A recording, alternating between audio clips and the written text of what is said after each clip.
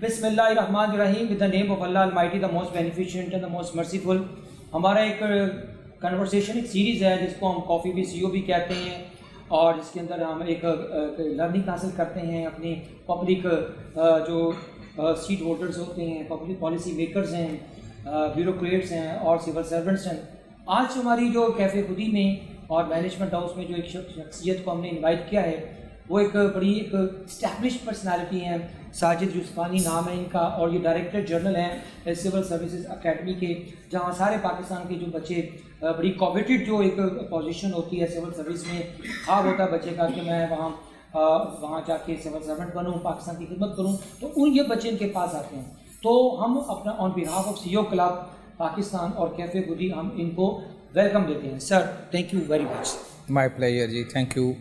سر کیسا لگا آپ کو؟ پہلے آپ کا ہارٹ آف دل, آپ نے مینجمنٹ ہاؤس اور کیفے خودی دیکھا, اس کے بارے میں کیا آپ کی فیلنگس ہیں سر؟ سب سے پہلی بات تو یہ ہے کہ میں سمجھتا ہوں کہ یہ بڑا اچھا کانسیپٹ ہے, جس کانسیپٹ کو آپ نے پریکٹیکلی امپلیمنٹ کیا ہے, اسکریچ سے ایک ادارے کو ڈیولپ کیا ہے, اور اس ادارے کو جو مجھے اور بھی جب میں نے probed a little more, I came to know کہ this has now become self-sustaining also. Yes.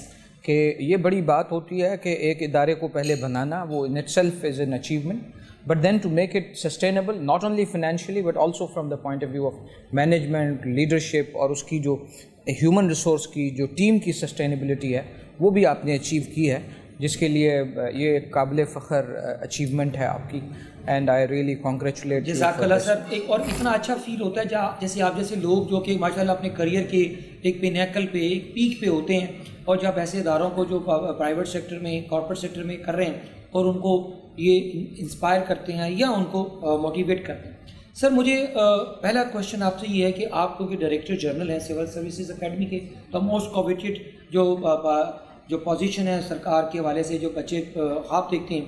سر پہلے تو بتائیے سول سروس اکیڈمی کا مینڈیٹ کیا ہے, وہ کس قسم کے ٹریننگ ماڈیولز ہیں, کون سے بچے آتے ہیں, کیا ان کی وہ چیلنجز ہوتے ہیں ان بچوں کے, کیسے آپ ان کو ٹرانسفارم کرتے ہیں ایک پبلک سرونٹ میں, اور پھر لیٹر میں آپ سے پوچھوں گا, یہ سیکنڈ میرا پارٹ ہوگا, کہ ان کا جو پرائیویٹ سیکٹر کے ساتھ ان کو کیا چیزیں سیکھنی ہیں تاکہ ان کا انٹریکشن وہ ایک حکمران نہ بنے بلکہ ایک سرونٹ بنے ریئل ٹرمز میں.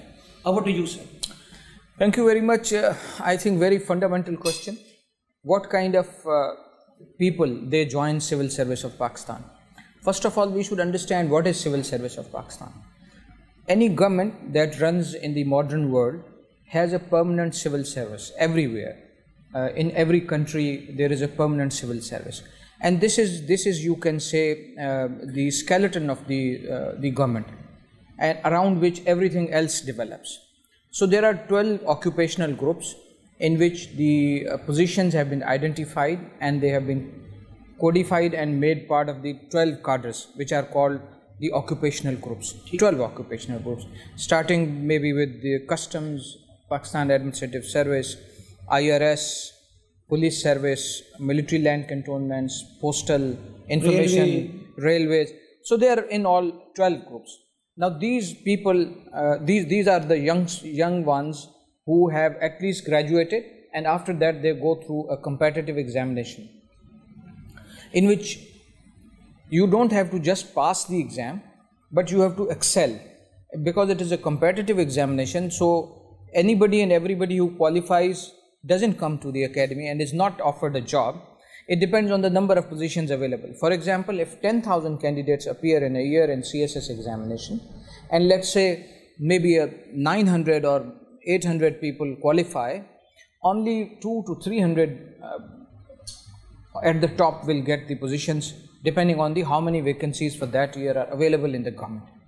So when these raw graduates, they come to the Civil Services Academy at Walton, and they go through a 6 months common training program, which is a very rigorous program. And the basic concept behind this program is that we convert those graduates who are raw graduates into government officers and public servants.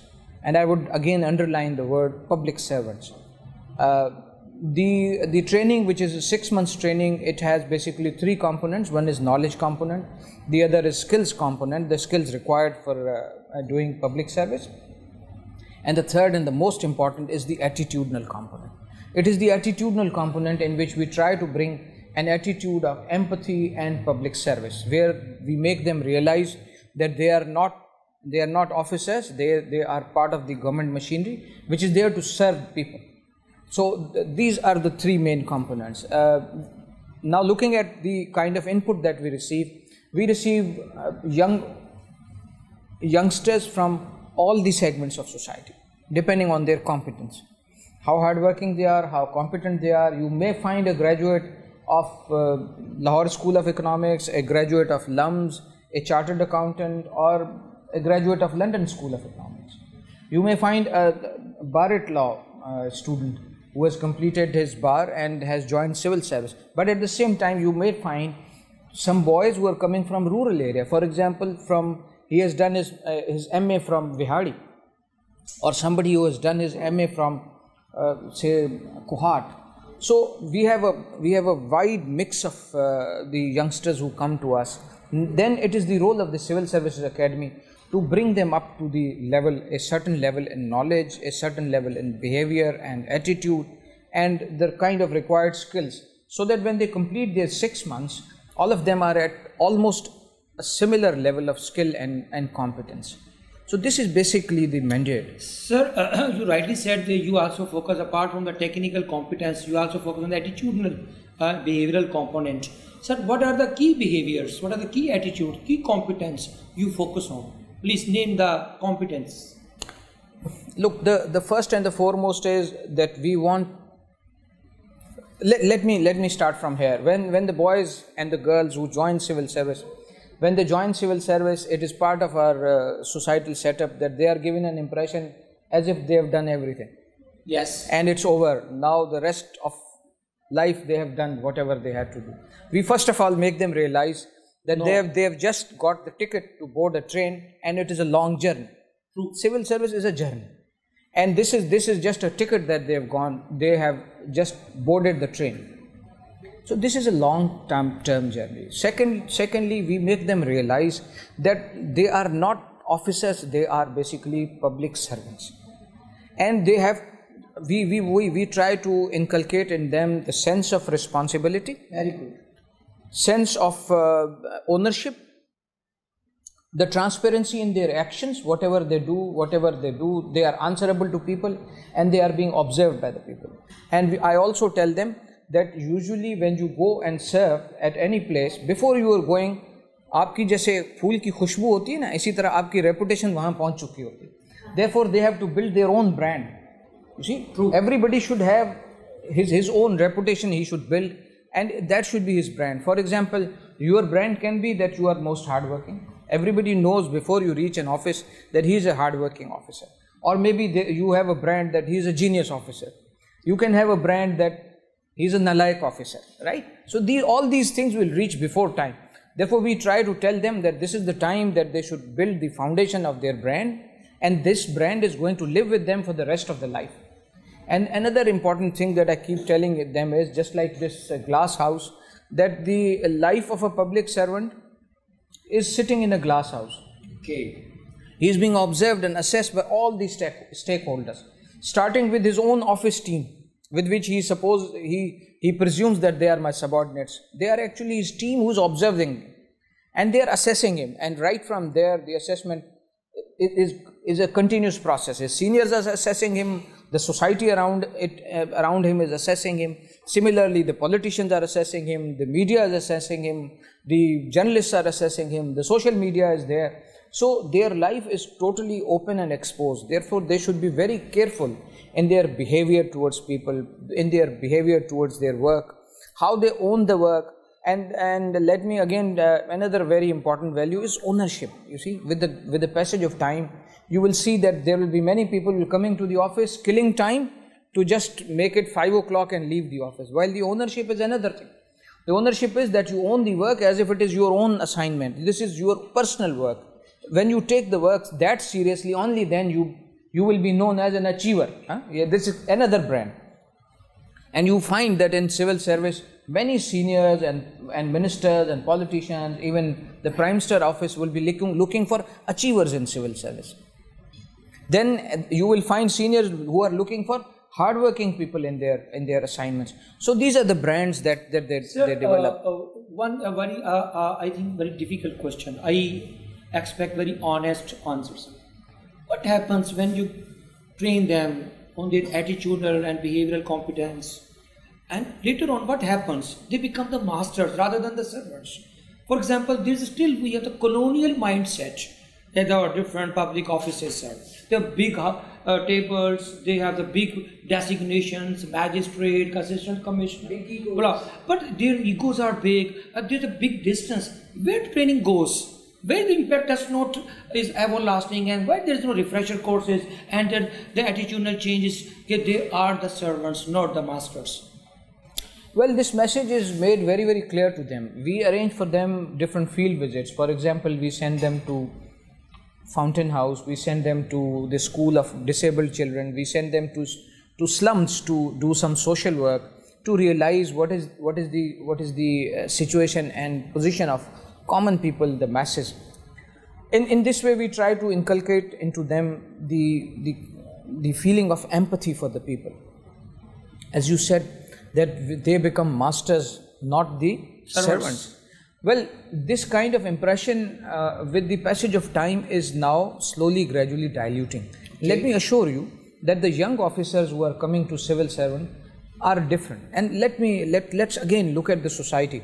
The society has evolved over a period of time since we won independence, or even pre-partition. The requirements of the society were different. The requirements of the government were different. Then came a time when the Pakistan got independence, the political institutions were in their infancy, and the leadership role was taken up by the civil service. But now gradually, with the maturation of the political offices and political culture of our society and our country, the things are changing, and you will see that even the civil servants, their attitude, their working style is changing, and now there is a concept of being accountable and answerable to elected people through various committees of the parliament and various oversight mechanisms developed in the democratic system. So there is definitely a change coming, but then the response of the society also makes you shape your attitude and behavior.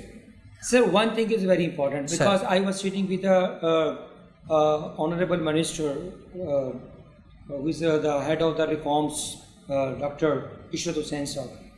What the reforms in civil service reforms I'm talking, because until there is the fundamental reforms to replace the colonial mindset, the colonial culture, and bringing the corporate culture at the civil service, and especially the ACRs, the performance appraisals, because still it is an annual confidential, I don't say report, annual confidential revenge rather than the performance appraisals, and they have the fears that they can be fired because there are a lot of litigations involved if somebody is made an OSD, sir.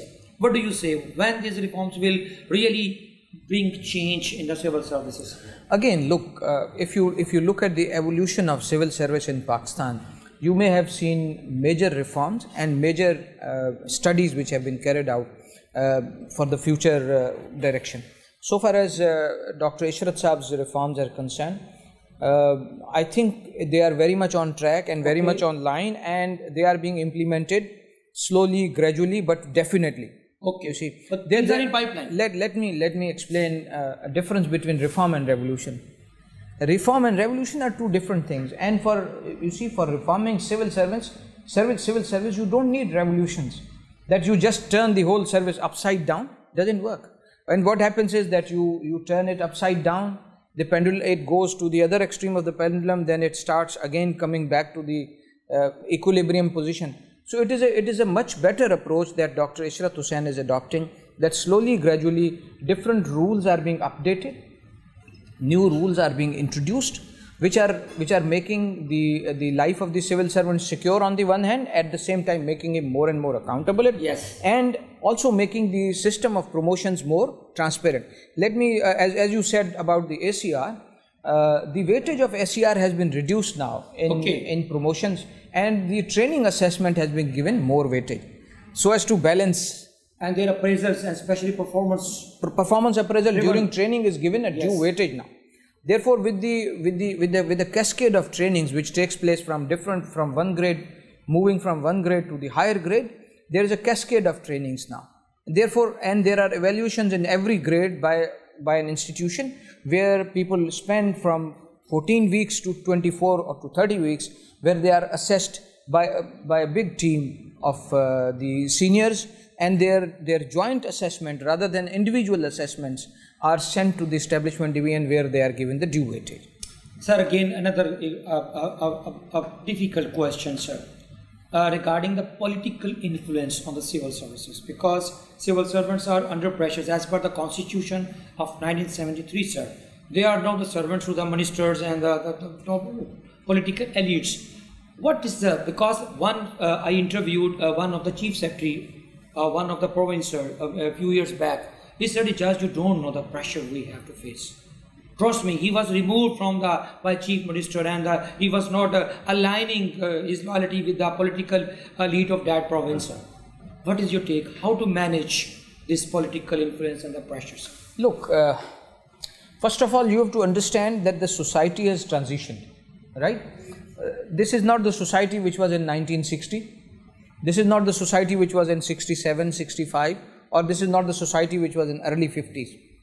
Right? Now this is a society of 2021 where you have to understand the ground realities.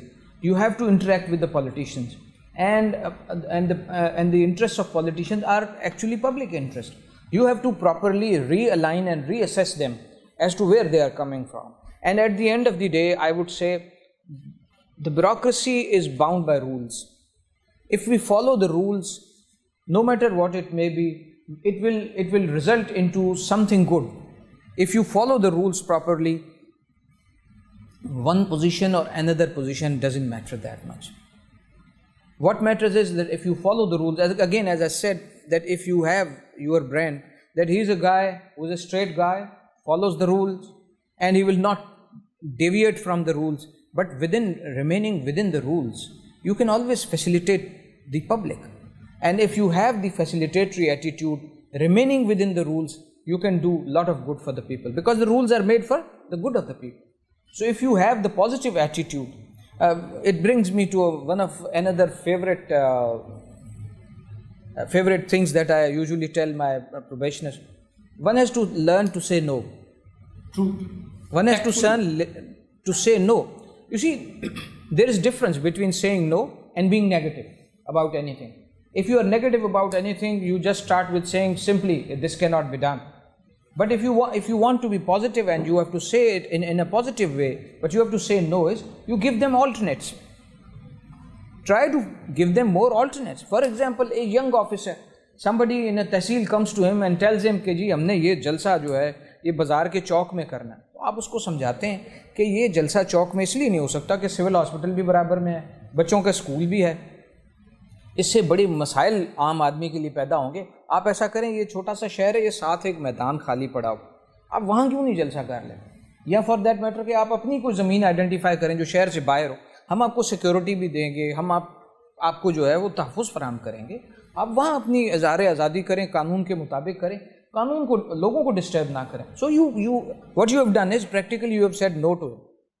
आपने उसने एक जलसे की जगह मांगी, आपने उसको no कर दिया. But you gave him alternate. Sir, before going to the short questions, my last question again is a very pungent and very tough question, sir, regarding, because the Pakistan, it is last 70 years, we are listening this narrative. Pakistan apne nazuk tarin daur se guzar raha hai.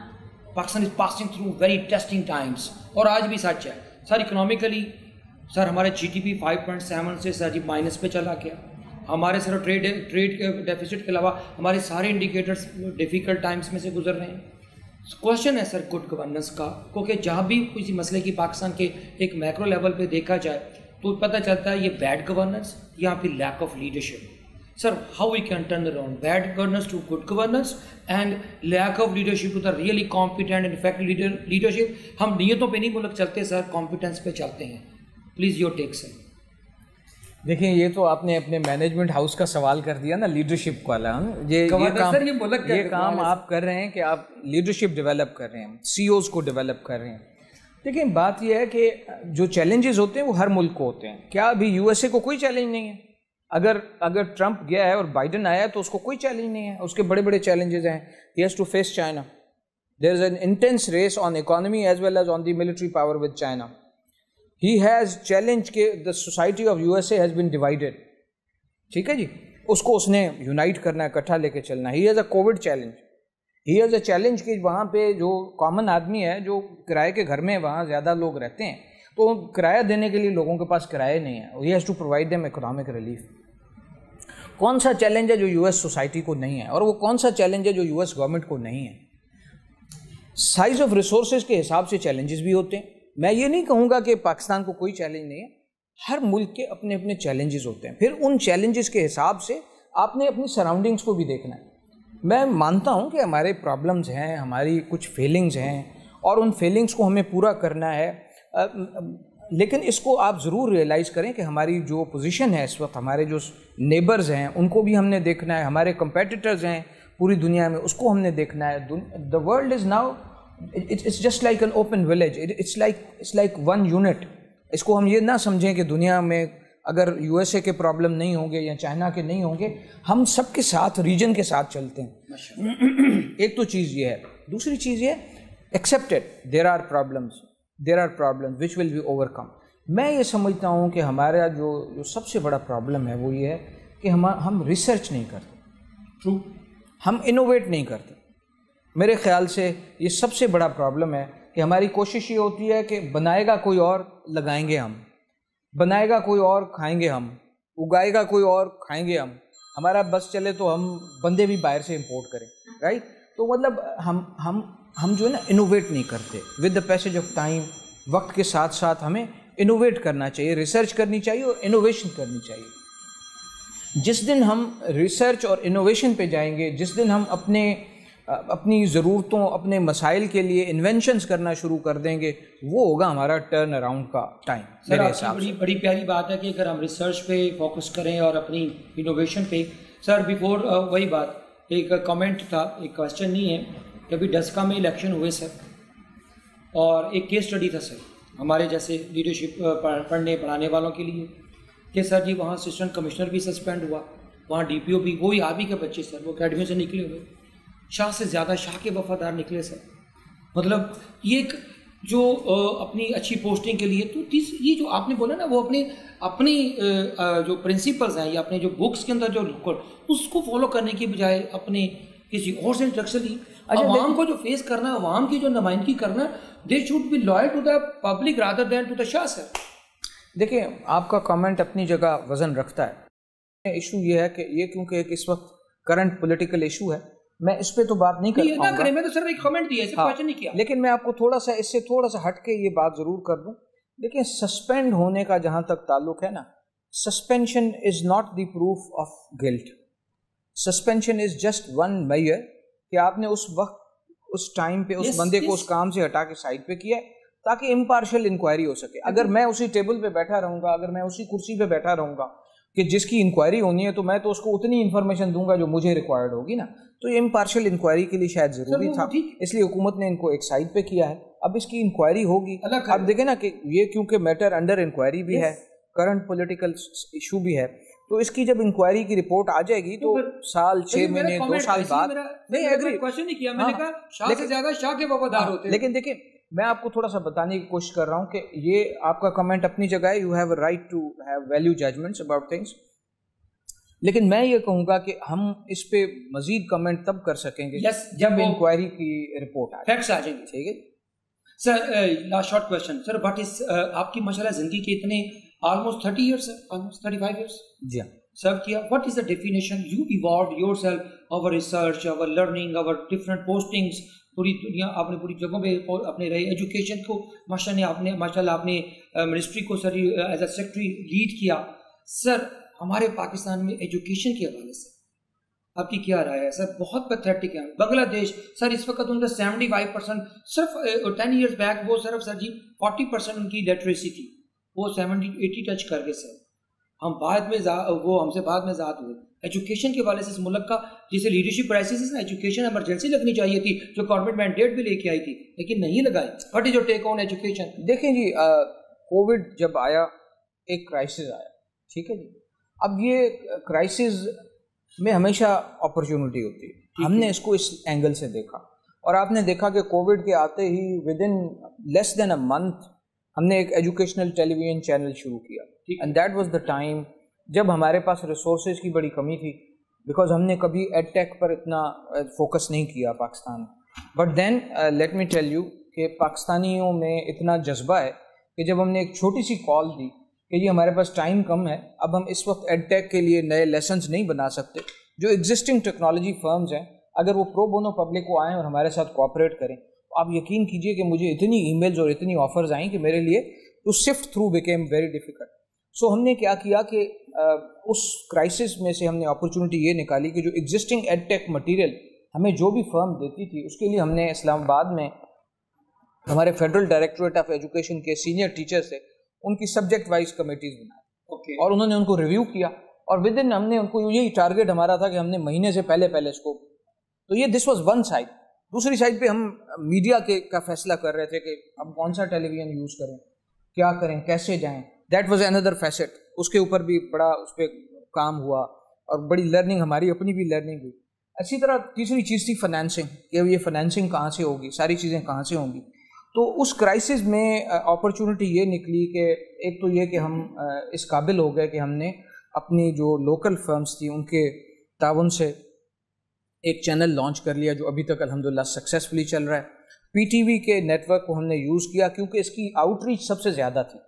We had other channels also available and they were ready to cooperate, لیکن outreach جتنی P T V کی ہے کہ وہ ڈنڈے والا antenna لگائیں پاکستان کے کونے کرچے میں بھی ہے نظر آتا ہے, تو یہ ایک ضروری تھا. فائنینشلی ہماری پوزیشن بڑی ویک سی تھی شروع میں, اور ہم نے جب شروع کیا تو ہمیں بڑی سپورٹ ملی from the governmental sector as well as پھر جب when the channel became a success تو پھر ہمیں سپورٹ کرنے کے لیے اور بھی بہت سارے ادارے آ گئے, جس میں ہمیں پھر بہت ساری فنڈنگ مل گئی. فرام ورلڈ بینک فنڈنگ ملی, ہمیں گرانٹس ملی, کوئی 25 ملین $US کی ایک گرانٹ مل گئی. پھر اس کے بعد ہمیں یو کے کی ایمبسی نے 8 ملین پاؤنڈ دیے. پھر ہمیں گورنمنٹ آف پاکستان نے 2 بلین کا پورا پروجیکٹ ہمارے جو ہے وہ حوالے کر دیا.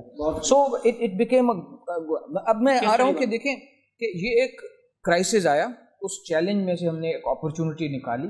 اب یہ ایک حقیقت ہے کہ ایجوکیشن میں ہم تھوڑے سے پیچھے ضرور ہیں, لیکن یہ میں آپ کو بتانا چاہتا ہوں کہ اس کی ریئلائزیشن ہائیسٹ لیول پر ہے, پوری کوشش ہو رہی ہے.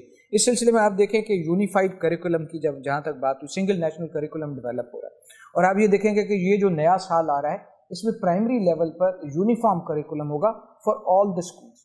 اللہ کرے سر یہ یونیفارمٹی ہم لانے کی کوشش کر رہے ہیں کہ چاہے وہ بچہ لیڈ اسکول میں پڑھتا ہو, چاہے گورنمنٹ کے پرائمری اسکول میں پڑھتا ہو, چاہے مدرسے میں پڑھتا ہو, پرائمری لیول کا اب سلیبس ایک ہے. اس کے بعد مڈل اسٹینڈرڈ پہ کام ہو رہا ہے, فرام کلاس 6 to 8 پہ کام چل رہا ہے. تو انشاءاللہ ود پیسج آف ٹائم آپ دیکھیں گے کہ یہ بڑے انیشیٹو. اسی طرح جو آؤٹ آف اسکول چلڈرن کا ہمارا ایک بہت بڑا مسئلہ ہے, 2.5 کروڑ بچے جی سر, تو اس کے اوپر بھی بہت کام ہو رہا ہے. اور اس کے لیے بھی ہم نے یہ سوچا ہے کہ جب میں منسٹری میں تھا, میں اس وقت کی بات کر رہا ہوں, یہ سوچا گیا ہے کہ ہمیں ٹریڈیشنل سولوشنز کی طرف جانے کے بجائے بریک مارٹر کی طرف, دیکھیں بریک مارٹر کی ایک لمٹ ہے نا, اس کی طرف جانے کی بجائے ہمیں کوئی ٹیکنالوجیکل سولوشن کرنا پڑے, کوئی ہائبرڈ سولوشنز لانے پڑیں گے, جس میں ہم جو ہے وہ ملٹی میڈیا کا سہارا لیتے ہوئے بہت ساری آؤٹ ریچ اپنی بڑھا لیں گے. موبائل بہت بڑی ایک ٹول ہے. جی میں وہی کہہ رہا ہوں, ان چیزوں پہ ہم جانے کے لیے گورنمنٹ کا بڑا پلان ہے, اور یہ ڈیسائیڈ ہو گیا تھا as a matter of policy کہ ہم جو ایڈ ٹیک سیکٹر ہے اس کو کافی اب جو ہے وہ بوسٹ دینا چاہیں گے, تاکہ اس کے تھرو ہم جو ہے اپنی آؤٹ ریچ بڑھائیں بجائے برک مارٹر سولوشنز کی طرف جانے کے. اسی طرح ایک اور جو بڑا ہمارا ایجوکیشن کا چیلنج ہے وہ یہ ہے کہ ایجوکیشن برائے ایجوکیشن کی طرف ہم نہیں جانا چاہ رہے. لیکن بی اے ایم اے کر کے بہت سارے لوگ آج بے روزگار پہ رہے.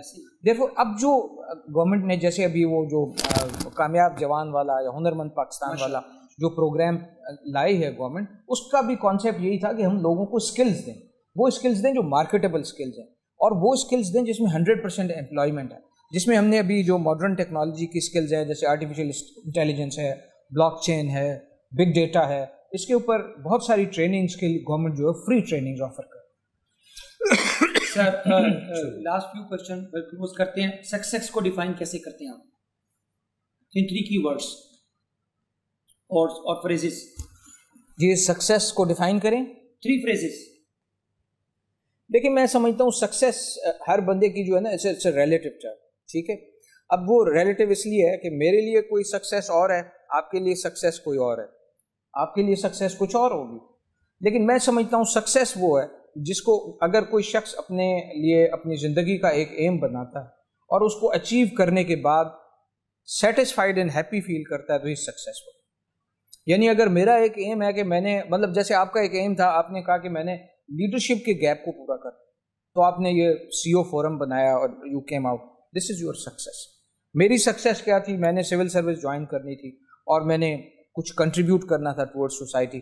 آئی think by and large sir کتابیں دو کتابیں ریکمینڈ کریں تاکہ بچے پڑھیں اور سیکھیں. 2-3 books which really impacted your life, transformed your life. You think everybody should read. جیسے ابھی آپ ممتاز مفتی کی کتاب کی بات کر رہے تھے, تو 2-3 اردو میں, ایک آدھ انگریزی میں. میں تو سمجھتا ہوں اب ایک ہی کتاب کو اگر اچھی طرح پڑھ لینا وہ ہے قرآن مجید. It really covers each and everything, gives you answer for every thing.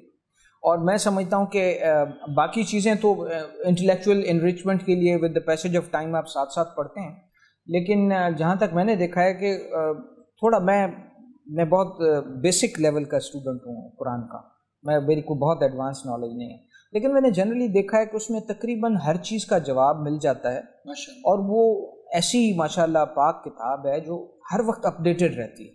تو میں اس کے بعد کچھ بھی آپ کو ریکمینڈ نہیں کروں. تو اب ہمیں ضرورت ہے کہ ہم تھوڑی سی نا بیسک قرآنک نالج بچوں میں انکلکیٹ کرنے کی کوشش کریں. اور یقین کیجئے کہ قرآن ایسی کتاب نہیں ہے جو کوئی ایک ڈاگما دے کے بس فکس ہو جاتا, کوئی ایسی چیز نہیں. It gives you broad principles of انسان میں انسانیت کیا ہے, وہ قرآن کو سمجھنے اور اس پہ عمل کرنے میں ہے. سر لاسٹ کویسچن, جو بچے آج کے دور میں سی ایس ایس کرنا چاہ رہے ہیں, کئی بچے ماشاءاللہ بیٹھے ہیں اور سن رہے ہیں, دیکھ رہے ہیں, وہ کون سی کمپیٹنسی لیک کرتے ہیں جو آپ سمجھتے ہیں کہ اگر سول سروس ایگزامس میں بیٹھنا ہے, تو ابھی ریسنٹ ابھی پچھلے مہینے ایگزام ہوا بھی ہے, تو 2-3 کور کمپیٹنسی اور میسج فور دا یوتھ کیا ہوگا کہ بچوں اگر سول سروس میں آنا ہے تو یہ کمپیٹنس, یہ اسکلس ڈیولپ کرو, چاہے وہ لینگویج اسکلس ہیں, رائٹنگ اسکلس ہیں, وہ آپ ریکمینڈ کریں کہ ان وجہ سے بچے فیل ہو جاتے ہیں. اگر وہ تھوڑی سی پراپر ان کو مینٹورشپ کیا جائے تو وہ پاس بھی ہو سکتے ہیں. تو please message of hope and competence. اچھا جی, سب سے پہلی بات یہ ہے کہ بچوں کو کانسیپچولی کلیئر ہونا چاہیے. سب سے پہلا چیز ہے فیصلہ کرنا, کہ آپ یہ فیصلہ کریں کہ کیا آپ نے سول سروس میں آنا ہے اور کیوں آنا ہے. جب آپ کو سب سے پہلی یہ کلیئرٹی ہونی چاہیے. اس لیے سول سروس میں نہ آئیں کہ وہ میری امی کو شوق ہے, میرے ابو کہہ رہے تھے, یا میں نے دیکھا محلے میں جو بچہ وہ جب سول سروس میں آیا تو لوگ سارے اس کو بڑی اہمیت دیتے ہیں کہ یار افسر بن گیا. تو اس طرح کی نوشن سے نہ آئیں. Come with a very very clear mind and you should clearly know کہ آپ کی اگر کوئی کمپیٹنس, کوئی اگر فرض کیجیے چارٹرڈ اکاؤنٹنٹ ہے, he can make lot of money as a chartered accountant. اگر کوئی بارٹ لا کسی نے کیا ہوا ہے تو وہ اپنے پروفیشن میں بہت کچھ کر سکتا ہے. کوئی ڈاکٹر ہے, کوئی انجینئر ہے, وہ اپنے پروفیشن میں بہت کچھ کر سکتے ہیں.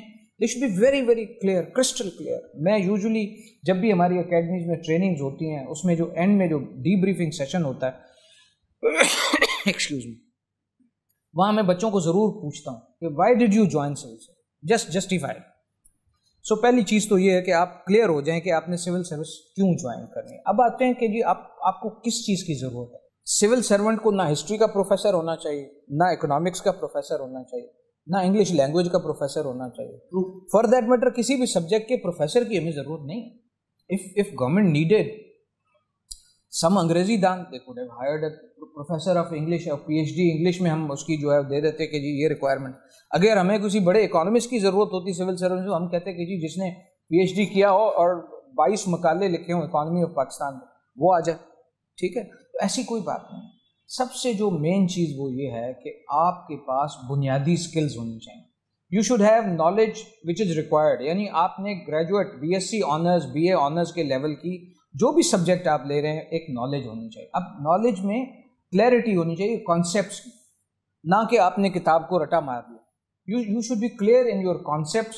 جو بھی آپ سبجیکٹ اٹینڈ کریں, ہسٹری کر رہے ہیں history, B S C honours, B A honours level کی آپ کی نالج اور کلیئرٹی آف دی کانسیپٹس ہونی چاہیے.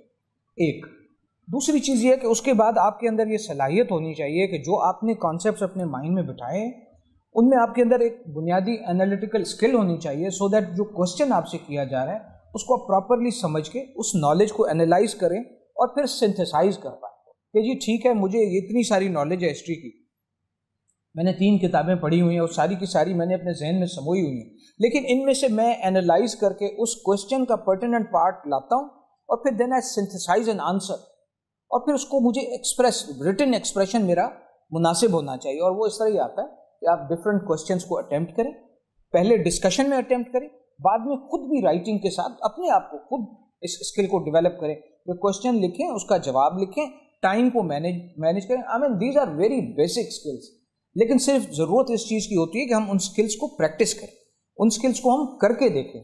اچھا پھر جب آپ یہ تھیوری یا ریٹن پارٹ جب کلیئر کر لیں تو پھر آتا ہے آپ کا جو وربل پارٹ آتا ہے, تو اس کے اندر ایک سائیکالوجی کا پارٹ ہوتا ہے اور اس کے بعد مین انٹرویو ہوتا ہے.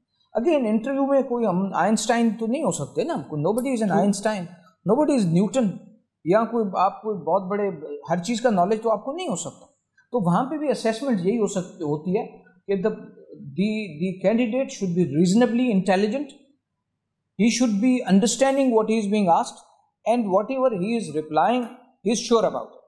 and آپ یقین کیجئے کہ انٹرویو میں یہ بھی ہو جاتا ہے کہ کوئی کینڈیڈیٹ کہتا ہے کہ سوری سر مجھے تو اس کا جواب نہیں آتا. یہ گناہ نہیں ہے, یہ وہ ایسا گناہ نہیں جس کی بخشش نہیں, ٹھیک ہے, you can be asked another question. So you have to be reasonably intelligent and very clear in what you are saying and have good communication skill. اس کے لیے بھی تھوڑی سی ایک پریکٹس اور کچھ بھی. سر تھینک یو ویری مچ. آپ نے دیکھا ہوگا کہ بہت زبردست ایک قیمتی قسم کی جو ٹیک اوے, اگر میں اس کو ریکیپچولیٹ کروں اس ساری ٹاک کو, تو 3 کی لرننگس آف دا ڈے ملتی ہیں. نمبر 1 سب سے امپورٹنٹ چیز ہے ریسرچ کا جو ایک ایٹیٹیوڈ ہوتا ہے. ہماری قوم میں نیشنل لیول کی بات ہو رہی تھی, اور پھر ایک انوویشن کے بغیر ہم آگے نہیں موو کر سکتے. آئینے نو سے ڈرنا, آج اقبال کے اب آپ کیفے میں بیٹھے ہیں خود ہی کے, وہ شعر میں سر کو ڈیڈیکیٹ کرتا ہوں کہ آئینے نو سے ڈرنا اور طرز کوہن پہ اڑنا, منزل کٹھن یہی ہے قوموں کی. میں پاکستانیوں کی معذرت کے ساتھ زندگی میں. تو دوسری چیز ایک تو کمپیٹنس ہوگی ریسرچ اینڈ انوویشن. سیکنڈ جو سر نے چیز بتائی جو بہت ہی ضروری ہے وہ ہے کہ آپ نے انالیٹیکل اسکلس اپنے ڈیولپ کرنے ہیں, جسے کانسیپچل اسکلس کہتے ہیں. آپ کو کلیئرٹی ہونی چاہیے کہ آپ نے ابا جی کے کہنے پہ, کیونکہ 90% پاکستان میں doctor, engineer, CSP, chartered accountant sir ابا جی کی خواہشوں پہ بنتے ہیں لوگ, اپنی ان کی لائکس اینڈ ڈس لائکس نہیں ہوتی. اور لاسٹ میں جو کہ میں سمجھتا ہوں کہ بہت ضروری ہے ہماری کمیونیکیشن اسکلس, کہ جب تک ہمیں ریٹرن, اسپوکن, ہماری verbal, non verbal communication strong نہیں ہوگی, ہمارے اندر وہ ایک شائنیس اور کانفیڈنس نہیں آئے, جب تک لیک آف کانفیڈنس کو ریموو نہیں کریں گے ہم اچھے کمیونیکیٹر نہیں بن سکیں گے. جتنے مرضی بھی آپ ٹیلنٹڈ ہو جائیں, اگر آپ اپنا ماضی کی ضمیر اور ایکسپریس نہیں کر سکتے, رادر دین امپریس کرنے میں ہم نے اپنے کھو دیتے ہیں اپنی اصل گفتگو کو. تو یہ تیسرا اسکل کمیونیکیشن اسکل ہے. اور یہ سر کی جو آخر جو کتاب ریکمینڈ کیا, اسٹرانگلی آئی بلیو کہ قرآن پاک اگر ہم ڈیلی اگر تھوڑا سا اس کا 1-2 آیتیں بھی سمجھ کے پڑھ لیں, I think this is the one of the best philosophy psychology کی کتاب ہے جو ہماری رہنمائی کر سکتی ہے. اور آخر میں ذوالفقار صاحب, اگر آپ نے کسی نے CSS کرنا ہے تو بہت ہی زیادہ شوقین ہے, اگر اس کو مینٹورشپ چاہیے, اس کو کوئی سیشن چاہیے, ہم ذوالفقار صاحب کو ادھر ان کو ہم سول سروس اکیڈمی میں یا مینجمنٹ ہاؤس آئدر وے وہ ہم ان کو سر آپ اپنا تکلیف دیں گے کہ ہم کوئی بچے 5-10-20 جو شوقین ہیں 1-آدھا گھنٹہ آپ سے ہم چرا لیا کریں گے, آپ ان کو مینٹور کریں, کیونکہ یہاں اتنے پیسے لے کر بھی لوگوں کو مس گائڈ کیا جاتا ہے. اور یہ سیشن کو CO ٹوڈے TV کے چینل پہ ہمارے دیکھیے گا, اجازت صاحب مینجمنٹ ہاؤس کی پیج پہ, ذوالفقار صاحب کی پیج پہ بھی آپ دیکھ سکتے ہیں. With these words, thank you very much. اللہ حافظ.